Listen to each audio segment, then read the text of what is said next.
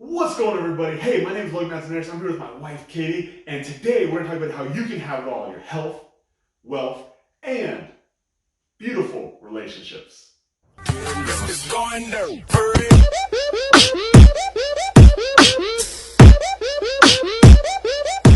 All right, guys, so we're actually going to break this down into 4 different points on how you can have it all. This is a question that we get asked all the time. It's like, hey, like you guys have multiple businesses, you have lots of real estate going on, you have kids, and somehow you manage to take care of your bodies as well. Obviously, right? So, in this video, we're going to talk about how you can actually have it all and do all those things. So, the first way we're able to do it is through communication. And so, Katie, I'm going to let you get started because you're a amazing communicator, and tell us why communication is so important to have it all. Yeah, communication is honestly the foundation of everything. If you cannot communicate your wants, your needs, your desires, how are you ever going to get them? So communication is extremely important, and oftentimes we don't have a cadence for structured communication, so we get a little stressed and we end up taking it out on each other. So we actually set a structured communication system. Every single week, we sit down and we have a weekly marriage meeting. We talk about our finances, we talk about our relationship, we reflect on each other's roles within our family from the previous week, and we talk about our expectations for the upcoming week. Initially, this structured conversation was extremely stressful, really hard, and a lot of tears were shed. The first couple were like really awkward. Only by me, of course. Yeah. The first couple were really awkward. We didn't really know what we wanted to talk about or anything, and as it has evolved, the ability to be able to communicate outside of the structured communication cadence has like drastically grown. So no longer do I have to wait until Sunday, until our family meeting, to actually tell you how I'm feeling. Now I feel like I have the confidence to be like, hey, this is my preference. But it's cool because there's always an opportunity. Every single week, we know that we're going to have this meeting. So if there's something that big needs to be said, well, it definitely gets addressed at that meeting, right? If for some reason it does get passed over, or we don't feel like confronting it in the moment, it definitely gets confronted on Sunday, which is when we do our family meeting, right? And yeah, and one other thing that we do during this meeting, like Kate talked about, she talked a lot about, we get on the same page. We also track our expenses, and I think this is really important because I see most people fight about money, which is really dumb to me, right? Because money is just math.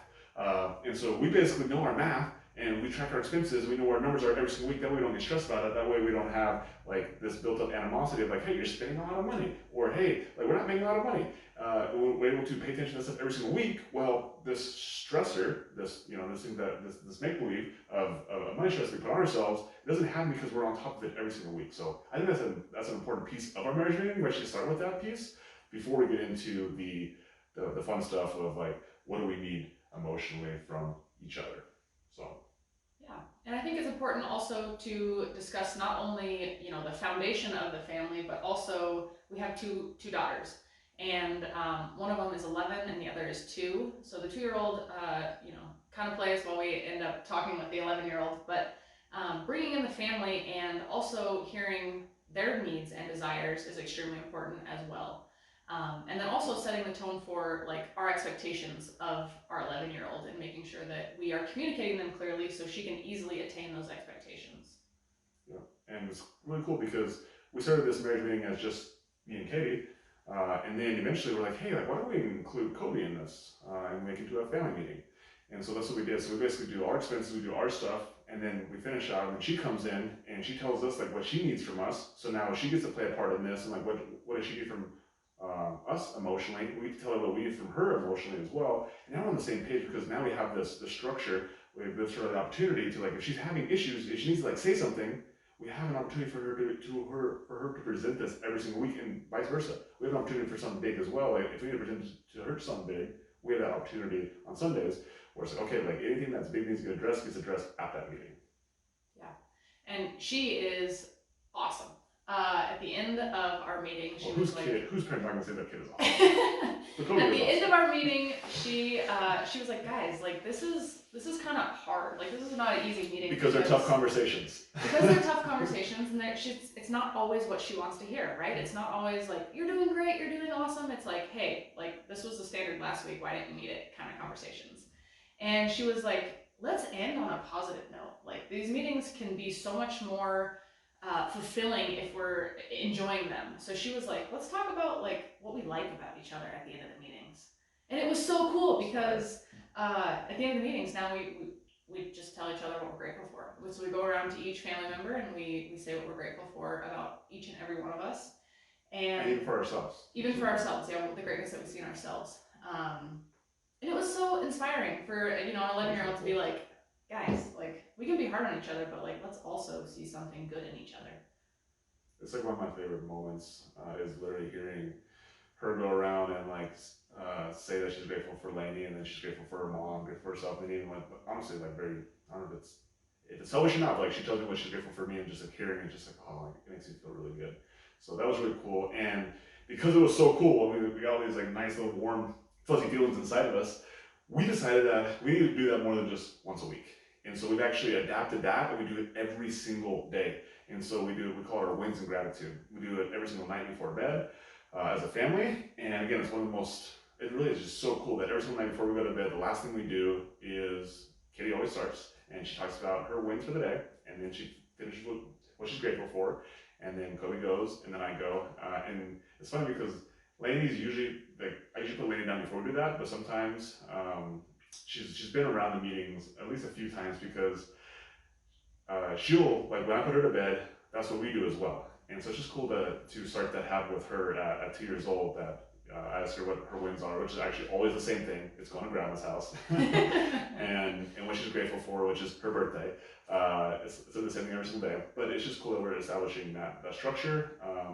And it really is cool to hear Katie's wins, hear Kobe's wins, and then be able to like share my wins every single day. And it makes me really think about what is important. And I think it's really like, it's the skill set to always find greatness in yourself and find greatness in life, because it's really easy to look at the negative things that happen. But when you train yourself to like, what is a win for today? What am I grateful for? You trade your expectation in for appreciation, and that's what gratitude is. It's just appreciation. And so many times we have expectations of how things should be, or someone wronged us, or how things aren't going the way we thought they should go, and that's an expectation. And we're able to trade that in for appreciation and say, you know what? Here's a win today. Whether how big or how small is irrelevant. But when you're looking for it, also you can stack those wins, and also you're like, man, my life's actually pretty good, right? I have a great marriage, I have great kids. You know what? I'm pretty lucky. And when you're able to like come at life from that standpoint, man, you just have a lot more fun. Yeah, I think that's a huge takeaway, because oftentimes we have bad days, and they accumulate, and we're like, oh my god, I'm stuck in traffic. Like, this jackwagon cut me off. Like, it's like negative. Like, that's our gut reaction. It's just like, that's our instinct, that's our trigger. It's like this after this after this after this. And at the end of the day, in order to not like coast through life and just like get by, you gotta turn around and reflect and be like, wow, I was stuck in traffic and I was jamming out to music and I was having a good time. Like, it just, the mentality shifts, and that's what allows you to be able to see those wins in anything. And as long as you can find a win in the worst of situations, like, you got a pretty damn good life. Yeah, and that's why I wear my wristband every single day. Everything goes my way, and it's a mantra from our mentor Chris Cronin. It's just like every time I say it, it's one of those mantras that I actually feel it. Every time I say it, I'm like, oh, it's so powerful, because I can change anything into a positive. I can turn any obstacle into something that excites me. I can turn any setback into the thing that drives me forward, and it's just so powerful. Just like anything, like no matter what happens, like it goes my way, and I think that's like so cool and so important. So. Hey guys, I thought that we were going to be able to do this all in one video. We clearly can't do it, and so we're going to have 3 more videos. Talk about the 4 things that allow us to be able to have it all: health, wealth, and amazing relationships, not with each other, with our kids, and the people around us. And so, hey, if you want to see more, which please comment below. Let me know if you guys took any value from this, and please subscribe, because we're going to drop the next 3 videos soon. So hey, my name is Logan Manzanares. Katie Manzanares. And we're out. Bye. Bye. Subscribe.